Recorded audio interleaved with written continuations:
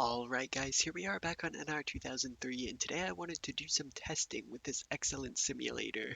Now this game is 16 years old and apparently we still do not know all the answers about it. Um, and what I'm going to get into today is the car ratings and whether they affect the player. Now, you may think one way or another about this issue, but in my experience with NR 2003, streaming it and talking to people about it, I've heard both sides of the argument, and so today I want to determine the answer. So basically, how we're going to do this is I'm going to be driving the 101 Enchilada Alley car. I'm going to set all the ratings to 0. We're going to drive it, and I'll get into more about where we're going to be driving it and for how long a bit later. But this is what we're going to do here. So we're going to adjust all the minimum and maximum ratings to 0 for this car set here. And this is the original 2003 Cup car set that comes with the game right here. So I'm going to go ahead and adjust these all to 0 and I will see you in a moment.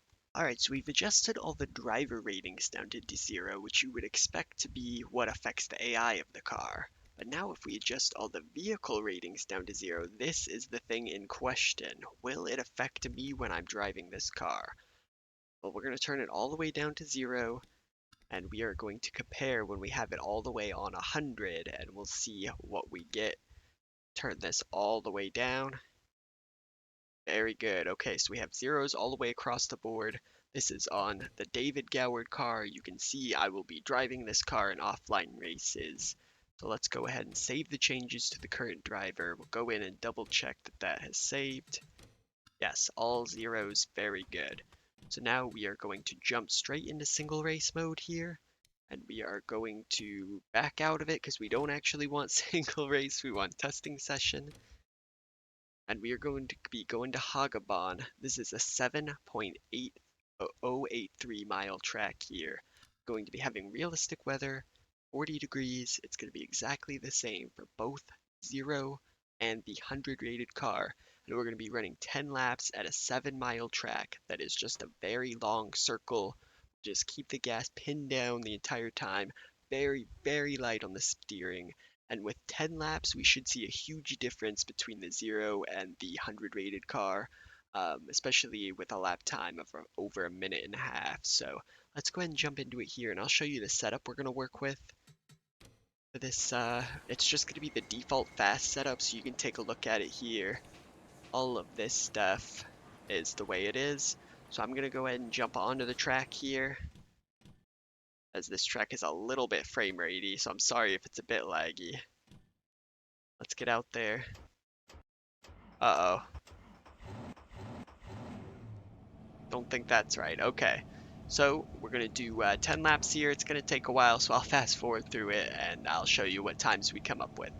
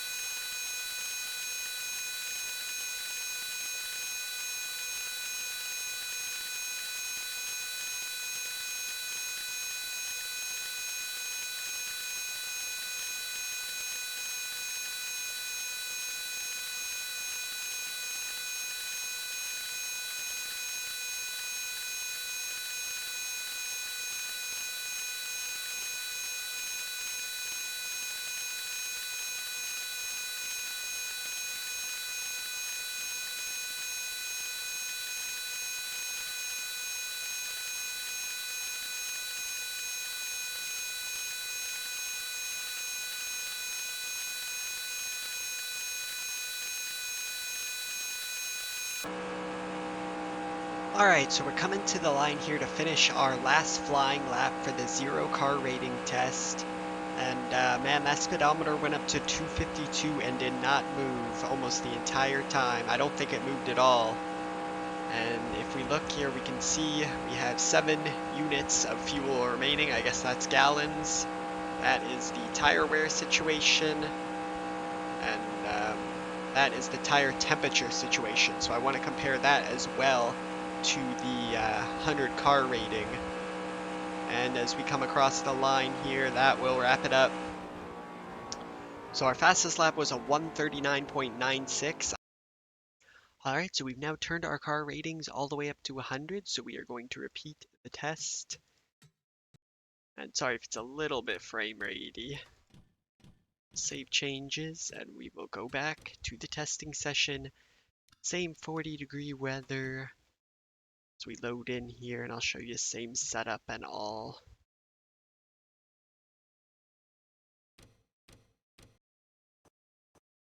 Yep, same fast setup. No differences here, just the 100 car rating. Remember, we were topping out at 252. Pretty much that's where we set the entire run. So let's go ahead and get out there and put in another hard 20 minutes, and we'll see where we end up.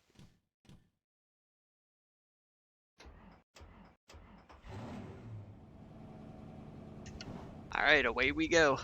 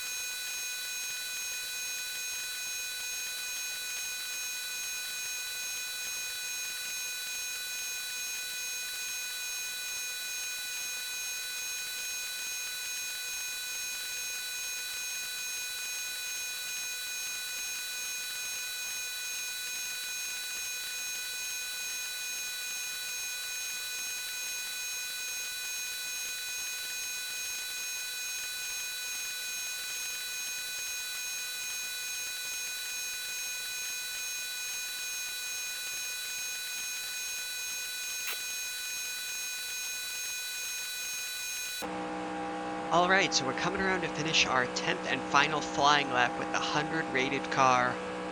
Once again, the car is stuck around 252 miles an hour.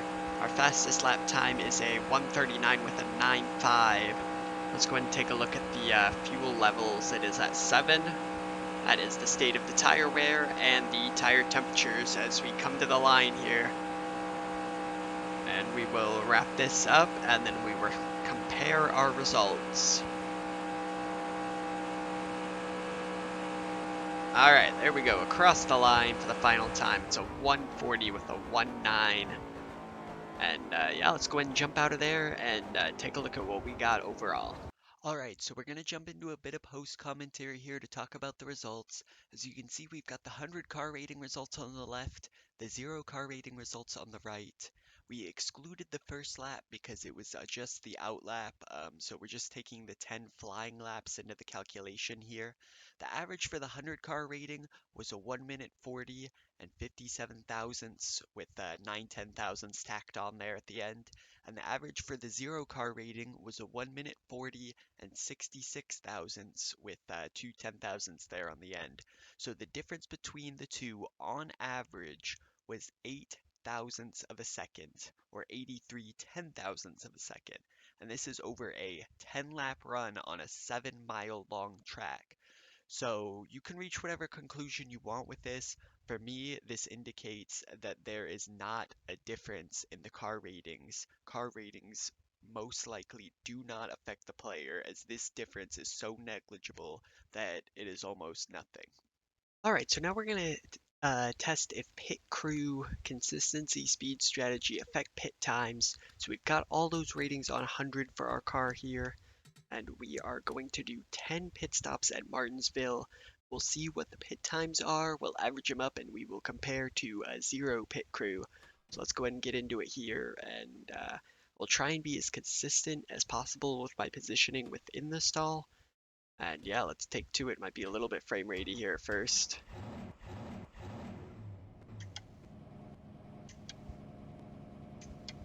We good? Alright, there we go. Alright, so remember, we're just looking at pit time, so I will do 10 pit stops, and we will tally up the results.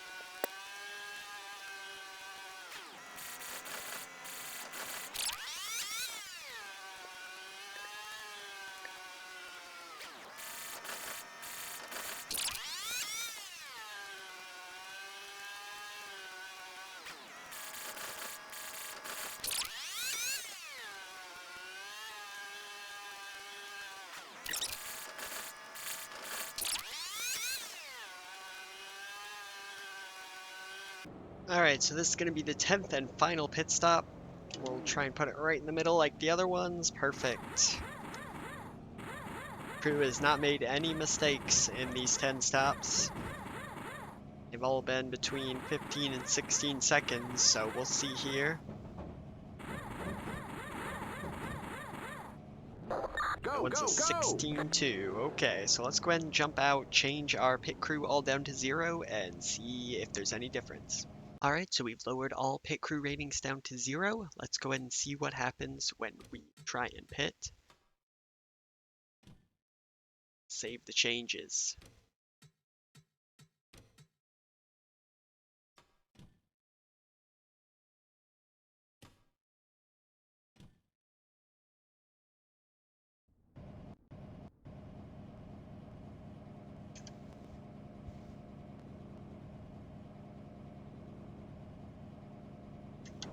Alright, 10 stops ahead of us. Let's go.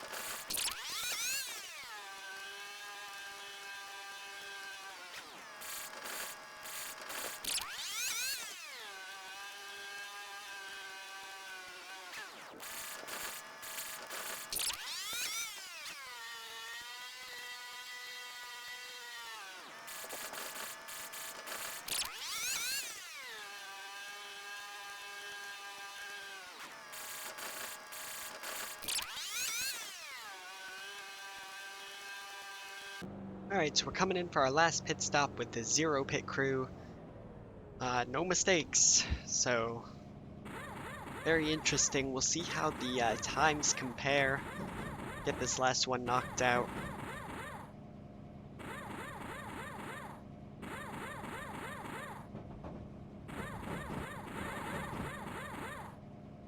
Go, go, go! Alright, a 16.6, so we'll go ahead and compare the times and take a look at the averages. Alright, so if we take a look at the results here, you can see that the 100 rated pit crew did on average about 13 hundredths faster than the 0 rated pit crew. Now this is a difference to be sure, but it is a very small one.